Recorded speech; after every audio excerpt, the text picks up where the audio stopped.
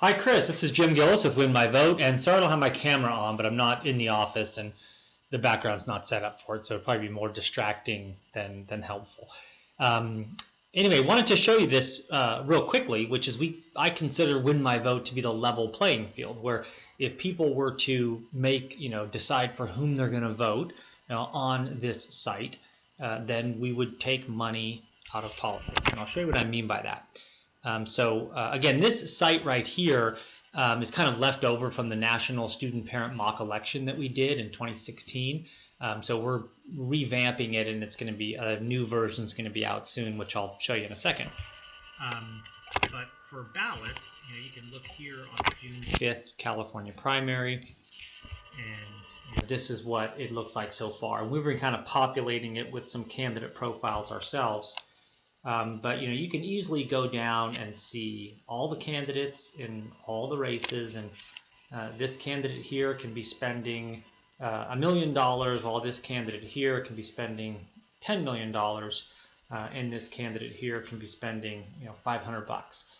But as a voter, they're all on the level playing field here, and I can click on the candidate and I can learn a little bit more about this candidate. We are now ready to announce the new Justice Democratic candidate for the California Senate seat. The one very temporarily.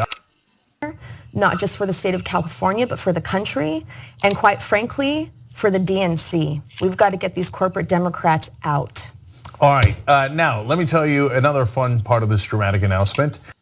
And then with that, I can go back to my ballot, and this would be, after I've looked at all of the candidates and given them all a couple of minutes over the course of maybe a week or two, and then I could favorite, this candidate here that I want, and you could see the percentage change.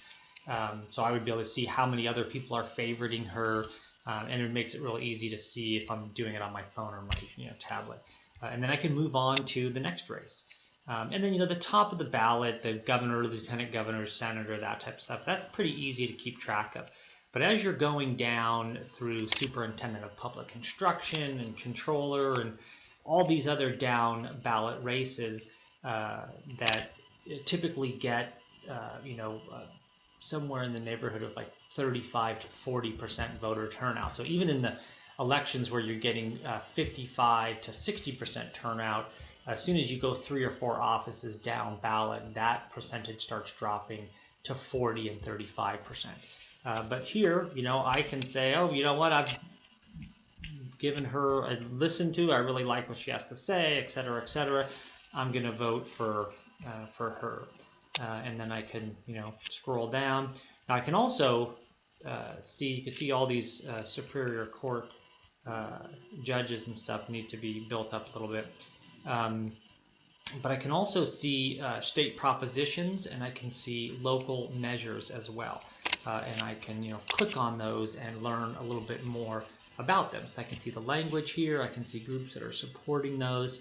Read what they have to say about them as well, and then I can decide to vote on that.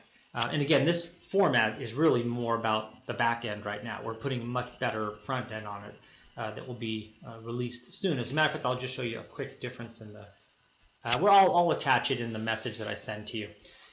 Anyway, so feel free to jump on there. Would love to get your thoughts on it, and hopefully we'll have the new release, and I'll send it out to everybody prior to the election. Thanks, bye.